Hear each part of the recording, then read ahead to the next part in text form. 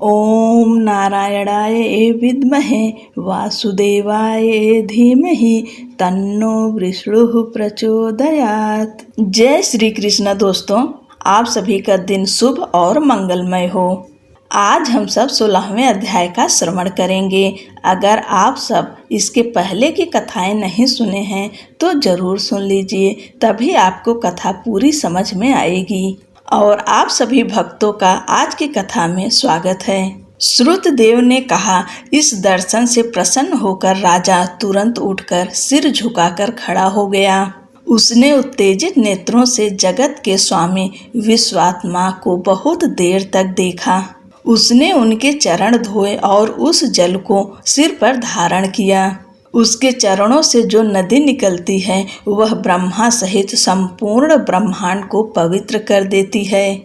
उसने बहुत सी सामग्री, बहुमूल्य तथा अमूल्य वस्त्र, आभूषण, उबटन, माला, धूप, दीप तथा अमृत तुल्य भोजन आदि से भगवान की पूजा की। उसने अपना संपूर्ण शरीर, अंग, धन तथा अपनी आत्मा भगवान को समर्पित कर दी। उसने भगवान विष्णु, सनातन पुरुष, गुणों से रहित अद्वितीय नारायण की स्तुति की। मैं जगत के रचयिताओं के निष्कलंक अधिपति को नमस्कार करता हूँ, जो परम पुरुष हैं, जिन्हें कमलवत भगवान तथा अन्य लोग नमस्कार करते हैं। मैं जगत के रचयिताओं के अधिपति को नमस्कार करता हूँ, जिनकी माया ने वास्तविकता से परिचित श्रेष्ठ पुरुषों को मोह में डाल दिया है। भगवान का कार्य अद्भुत है। मूर्ख लोग माया द्वारा प्रेरित गुणों में मोहित हो जाते हैं। एकमात्र भगवान जो कामनाओं और आकांक्षाओं से रहित हैं, वे ही इस दृश्यमान जगत को नाना रूपों में रचते हैं, उसकी रक्षा करते हैं और उसका उपभोग करते हैं। वे उससे अपवित्र नहीं होते। हे ब्रह्मांड रूपधारी, आप अपनी इच्छाओं को पूर्ण रूप से प्राप्त करने वाले हैं। फिर भी देवताओं को सुख और असुरों को दुख पहुँचाने के लिए आप प्रयत्नशील रहते हैं। इस हेतु उचित समय पर अपने लोगों की रक्षा के लिए आप सत्व गुण को अपनाते हैं। दुष्टों को रोकने के लिए आप तमो गुण को अपनाते हैं और राक्षसों को बांधने के लिए आप रजोगुण को अपनाते हैं। सौभाग्य से आपका चरण प्रणाम करने वालों के पापों का नाश करने वाला है। जब इसे अच्छी तरह से अभ्यास किए गए और अत्यंत उत्पन्न परिपक्व योगाभ्यासों के माध्यम से हृदय में धारण किया जाता है तो यह तीर्थों का निवास बन जाता है। जिन लोगों ने भक्ति के द्वारा अपने भावात्मक अस्तित्व को भली भांति परिपक्व कर लिया है, उन्होंने आपके चरणों का स्मरण मात्र करके मोक्ष प्राप्त कर लिया है। परंतु मैं इस संसार रूपी काले सर्प के पास में बंधा हुआ हूँ, जिसके साथ बार बार जन्म, बुढ़ापा और अन्य दुख आते रहते हैं। मैं आपके चरणों को भूल जाने के कारण एक योनि से दूसरी योनि में भटक रहा हूँ। मेरी लालसा अर्थात सांसारिक सुखों की उसी प्रकार बढ़ रही है जैसे चूहे की लालसा सामग्री को फंसाने के लिए सामने रखी देखकर बढ़ जाती है। निश्चय ही मैंने किसी को दान नहीं दिया है, न ही आपकी कथा सुनी है। मैंने कभी किसी अच्छे स्वभाव वाले प्रतिष्ठित पुरुषों की सेवा नहीं की है, इसलिए मेरा विशाल धन और वैभव शत्रुओं द्वारा नष्ट कर दिया गया और मैं वन में चला गया। अपने महान पापों को याद करके मैंने अपने गुरुओं को याद किया। जब उन्हें याद किया गया तो वे मेरे पास आए। वे दुखी लोगों के स्वजन हैं। उन्होंने मुझसे बात की और मुझे सांत्वना दी। उन्होंने मुझे श्रुतियों में वर्णित उत्कृष्ट वैशाख अनुष्ठानों का ज्ञान दिया। वे स्वर्गिक सुख, मोक्ष आदि जीवन के उद्देश्यों की प्राप्ति के कारण हैं। उनसे प्रेरित होकर मैंने वैशाख मास से संबंधित सभी शुभ कर्म किए हैं, इसलिए मुझ पर बहुत कृपा हुई है। ये सब उत्तम धन संपत्तियां प्राप्त हुई हैं। न अग्नि, न सूर्य, न चंद्रमा और तारे, न पृथ्वी, न जल, न आकाश, न वायु, न वाणी और न मन, ये सब आपके समान है। सेवा करने पर ये बहुत समय के बाद पापों को दूर करते हैं। विद्वान पुरुष थोड़ी देर की सेवा करने पर पापों को नष्ट कर देते हैं, परंतु आप इन विद्वानों को भाविन सांसारिक जीवन में लीन रहने वाले मानते हैं। यद्यपि इन्होंने अधिकांशतः अपनी इच्छाओं का परित्याग कर दिया है और अपने मन को आपके चरणों में स्थिर कर रखा है।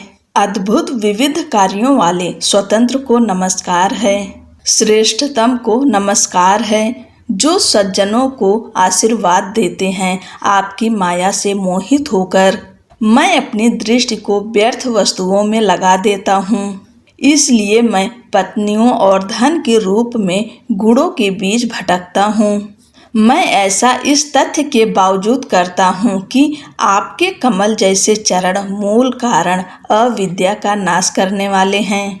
आप सभी पापों को दूर करने वाले हैं और अशुद्धियों से रहित हैं। सुख की इच्छा से मैं पुत्रों और पत्नियों के संबंध में अपनापन रखता हूँ, जो केवल विपत्तियों के कारण हैं। सांसारिक कार्यों में लिप्त रहने वाले मनुष्य को न तो तृष्णा होती है और न ही सुख मिलता है। यद्यपि मैं राजा के रूप में जन्मा हूँ, जो कि दुर्लभ है, यद्यपि आप ही समस्त पुरुषार्थों की प्राप्ति के कारण हैं, तथापि मैं आपके चरण कमलों की पूजा नहीं करता, क्योंकि मेरा मन मोहग्रस्त है और मैं सांसारिक सुखों का लोभी हूँ। मैं अपने कर्तव्यों का दृढ़ता पूर्वक पालन करता हूँ, परंतु सुखों की लालसा उसी अनुपात में बढ़ती जाती है। मैं फिर से अधिक समृद्ध बनूंगा, मैं आज ही बनूंगा, ऐसे और इसी प्रकार के सैकड़ों विचार मेरे मन को विचलित कर देते हैं। उस समय हे प्रभु, व्यक्तिगत आत्मा पर आपकी कृपा हो। हे विश्वरूपधारी प्रभु, आपकी शक्ति असीम है। आपकी कृपा से महापुरुषों की संगति होगी, जिससे संसार सागर गायों के खुरों से बना छोटा सा गड्ढा बन जाएगा। हे प्रभु, जब अच्छे लोगों की संगति हो जाती है तो मन आपकी ओर स्वामी और स्वामी की ओर झुक जाता है। मैं समझता हूँ कि मेरे अधिकार से संपूर्ण राज्य का छिन जाना मेरे लिए वरदान बन गया, जो मुझे आपसे सहज ही प्राप्त हो गया, क्योंकि ब्रह्मा, सूर, असुर तथा माननीय एवं साधु पुरुषों के समूह जब सांसारिक सुखों की तृष्णा समाप्त कर देते हैं, तब वे आपके पास आते हैं। इसके बाद मैं केवल अच्युत को ही उत्सुकता और आदर के साथ स्मरण करूँगा। हे प्रभु, आपके कमल जैसे चरण संसार के विनाशक हैं। वे दरिद्र व्यक्तियों द्वारा भी प्रार्थना किए जाने योग्य हैं। वे महान सौभाग्य प्रदान करने वाले हैं। मैं आपके कमल जैसे चरणों के अतिरिक्त अन्य किसी वस्तु की इच्छा नहीं करता। इसलिए मैं राज्य, धन, पुत्र आदि की इच्छा नहीं करता। मेरा उससे कोई संबंध नहीं है। जो शरीर सदैव गिरने वाला है, अर्थात क्षण भंगुर है, और जो रजोगुण का फल है, मैं उन कमल जैसे चरण कमलों की निरंतर पूजा करता हूँ, जो मुनियों के ध्यान करने योग्य और वंदनीय हैं। हे देवों के स्वामी, हे ब्रह्मांड के धाम, आप मुझे प्रसन्न करें, ताकि मैं सदैव आपके चरण कमल जैसे चरण कमलों का स्मरण करूं। हे मेरे प्रभु, इन समूहों के प्रति मेरी आसक्ति समाप्त कर दें। ये समूह पत्नियां, पुत्र तथा धन के प्रतीक हैं। मेरा मन भगवान के चरण कमलों में लगे, मेरी वाणी आपकी दिव्य कथा की ओर लगे, मेरे नेत्र आपके स्वरूप को देखने में लगे, कान आपकी कथा सुनने में लगे, मेरी जिह्वा आपको अर्पित नैवेद्य की ओर लगे, मेरी नाक आपके चरण कमलों की सुगंध की ओर लगे, मेरे हाथ आपके भक्तों पर बार बार उपटन लगाने में लगे रहें तथा आपके मंदिर में झाड़ू लगाने आदि में लगे रहें। मेरे पैर भगवान के तीर्थों में तथा भगवान की कथा वाले स्थानों में लगे रहें। मेरा सिर आपको निरंतर नमस्कार करने में लगा रहे। मेरा प्रेम आपकी पवित्र कथा की ओर लगा रहे। मेरी बुद्धि आपका निरंतर चिंतन करने में लगी रहे। हे विष्णु, मेरे दिन आपके धाम में आने वाले ऋषियों द्वारा गाए जाने वाले आपके चरित्रों से ही आरंभ हो।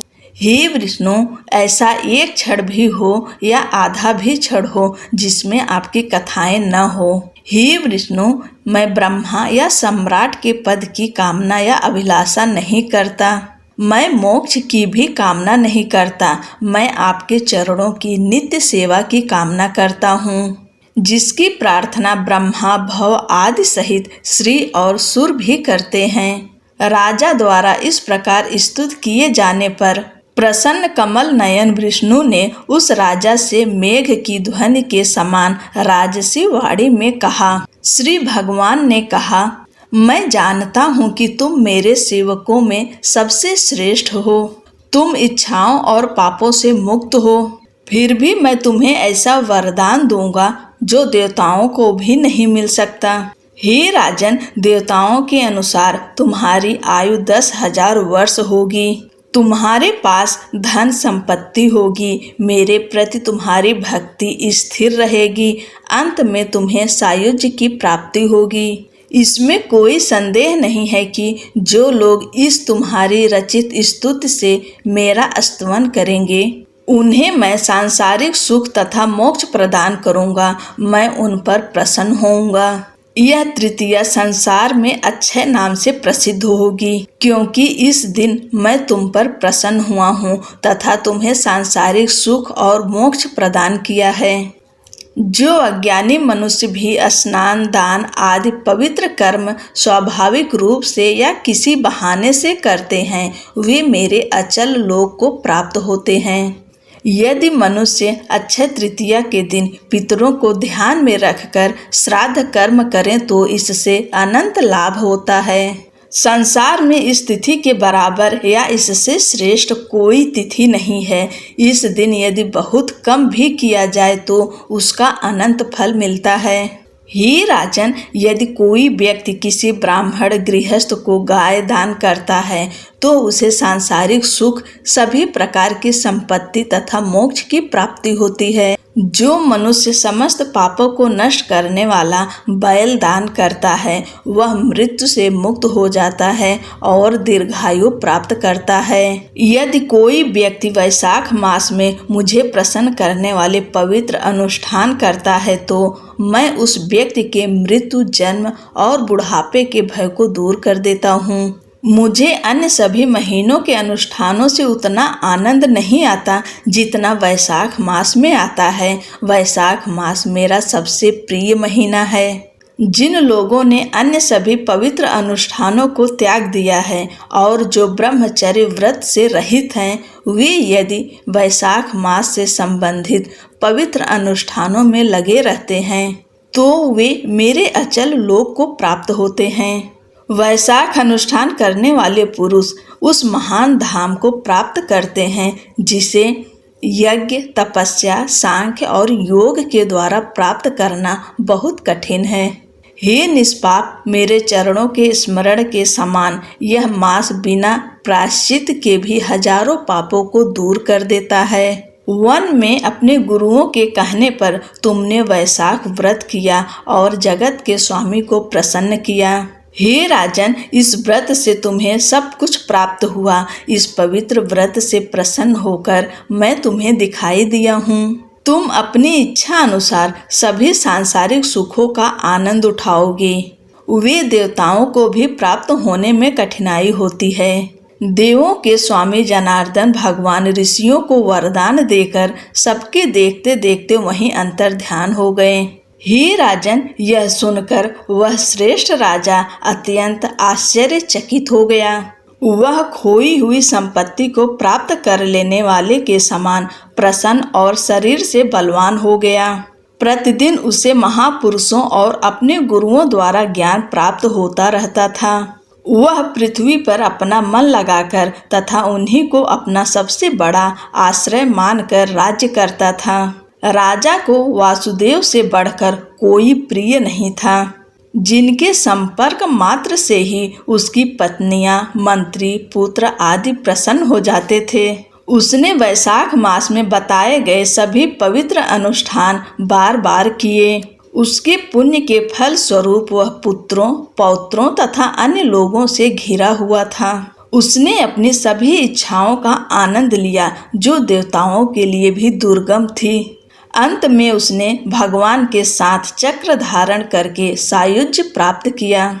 जो लोग इस महान कथा को सुनेंगे या इसका वर्णन करेंगे, वे पापों से मुक्त हो जाएंगे और फिर भगवान विष्णु के महानतम लोक को प्राप्त करेंगे।